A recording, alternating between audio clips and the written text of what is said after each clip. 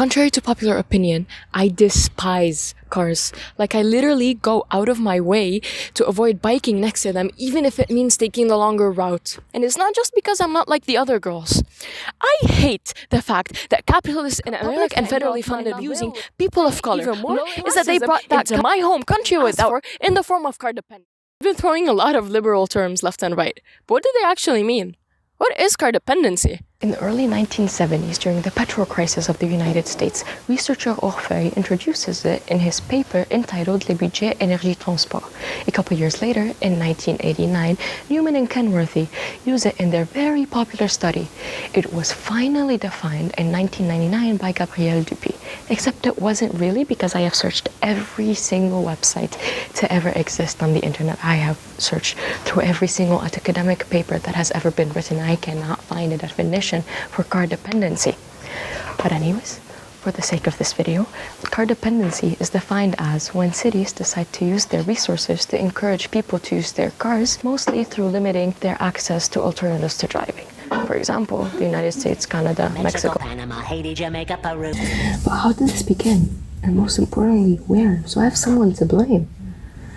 This is obviously no one's fault, except the United States of America. In the 1900s, roads were public space. Pedestrians, bikes, horses, trams, everyone was welcome. The road was for everyone. And then in the 1910s, some guy named Ford decided to build 1 million cars and sell them to the Americans. And because of him, we had happy rich people with cars that cost $825, or about 17.2 times the median monthly salary at that time. Not only did Ford put 1 million cars on the American streets, he also indirectly killed thousands of people because of his creation. Not so fun fact, more people died by cars in the 4 years after World War I than US soldiers during World War I. Because of that, people started protesting to put a speed limit on cars of 20 miles per hour. And for my normal audience, it's 32 kilometers per hour. In 1923, 42,000 people physically signed a petition to regulate car speeds to, not kill more kids. And of course, car companies did the right thing and accepted defeat. Oh wait, they did not. They started making and funding a lot of anti-pedestrian laws, including inventing the word jaywalking. And they started to spread a lot of pro-car propaganda and made kids promise that they won't ever jaywalk. In addition to that, the AAA bought all, if not most, of streetcar companies that were failing because of cars and just ripped them out to make more space because of cars. In 1930s, the car companies suggested highways that were big, huge roads that cut through the entirety of the United States, which seems like a good idea at first. Until you remember that America was literally built on train tracks. They called them freeways because they would be tollless and funded by gas tax, except all, if not most of them, are subsidized by the government. After World War II, the president of GM, this guy, became the Secretary of Defense. He lobbied for highways that would require bulldozing neighborhoods. But not any neighborhoods. This was the 50s. So obviously, majority colored and low-income neighborhoods were destroyed to build these roads that made not a lot of people a lot of money. While all of that was happening, countries in Europe and East Asia focused more on expanding their own bus, tram, and train networks. Obviously, Europe and Asia have a lot of countries, each with its own unique and very long story. But fast forward to today, most of the European countries and a handful of East Asian countries, think Japan, China, and even North Korea, have exceptional regional and or international trains.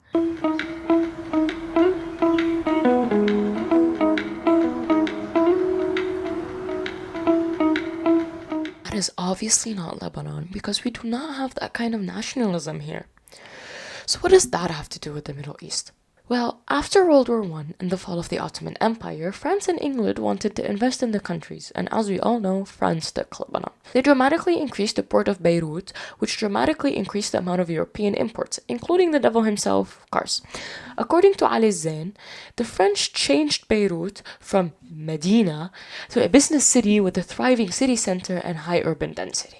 There was more work opportunities in the capital, which prompted a lot of people to get jobs there. A lot of those people moved there. In fact, over 65% of Beirut residents are not from Beirut originally. And they had to spread out, creating American-like suburban villages. That made cars more needed and started to move them from a luxe category into a normal and necessary everyday thing. Another way cars started to become more popular year by year can be seen in that same study. Zaid claims that peer pressure makes a person more likely to buy a car, even though they'd have to spend 13% of their income on it. It's also a way to show off your wealth by the brand of the car, age of the car, or even license plate number.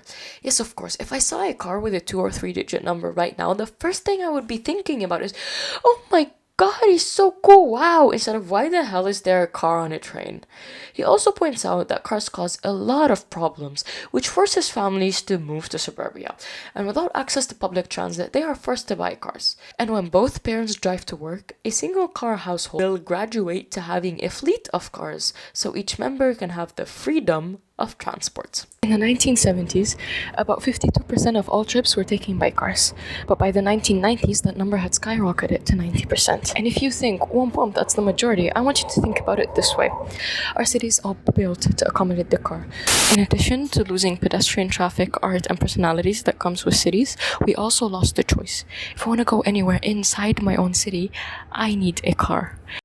I can't walk because sooner or later I'd be a number in the statistics I was just quoting. These people drive cars because they have to. The reason why I give a fuck this much is because cars are not good, and anyone who says otherwise might as well be a flat earther, because they are denying factual and scientific evidence just to not be like other girls. One of the main problems cars have, other than sucking the life out of cities, is being a metal box on wheels flying at 100 kilometers per hour.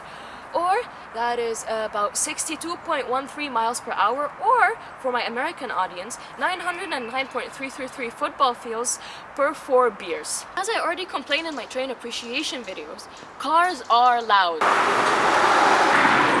And no, electric cars are not the solution here. You see, noise from cars can come from 2 main things. Never mind. 3. The engine noise and the noise caused by the friction between the roads and the tires, which matches the engine noise at 30 kilometers per hour and surpasses it at 55. And while getting industrial noise cancelling headphones might be considered normal and a requirement to become a Texan, this is the real world, and a smarter and more long-lasting solution should be to slow down cars and reducing the amount of cars on the road. That leads me to my second point: traffic.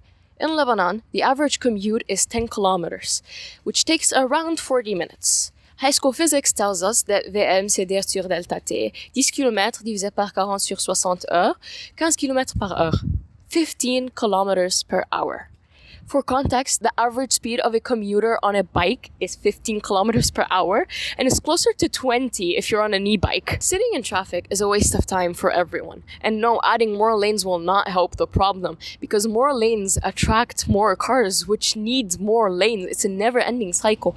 The only way we can actually solve this problem is to provide viable and safe alternatives to driving. Most people want to get where they go in the fastest way possible. So if you look at it this way, yes, cyclists, trams, buses might take priority over cars.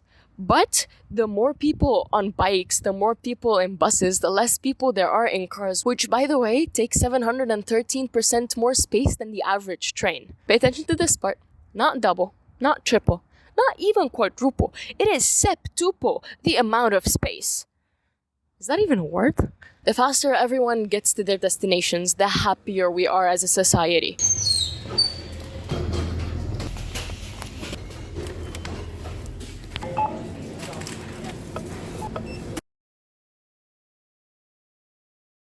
Furthermore, cars are terrible for the environment. They rely on fossil fuels or electricity, which is made by fossil fuels. Also, they require a lot of space for car parking because everyone drives a car nowadays. A car can haul at most 5 people, about 30 if you're Lebanese, and on average 1 to 2 people. A bus can haul 300. In addition to that, cars are expensive. The AAA, you know the bad guys from before, say that it costs about $1,300 to own a car in the United States, not counting the actual price to buy the car. That totals out to about $15,300 per year. For context, a high-end urban Aero costs around $5,000. So, if I buy one urban arrow and invest the rest of that 10K into the crypto market and lose all of that money, I would still come out more financially stable than I would be if I owned a car. Instead of subsidizing cars and building and maintaining roads we cannot afford, we should be investing in public transit, building bike lanes, and any other alternative to driving. The most contributing factor to someone's ability to get out of poverty is their access to transport. Taking away that access, that freedom, all those possibilities to follow a land that can't even figure out what freedom actually means is just plain stupid. That is not how we're getting out of this shithole. And our politicians know that, but they do not care because it might take away from all of that money they make monopolizing everything in that shitty ass country. Why? Because we live in a goddamn society. So please, people, for fuck's sake, can we please try and not give little kids asthma because of a box on wheels?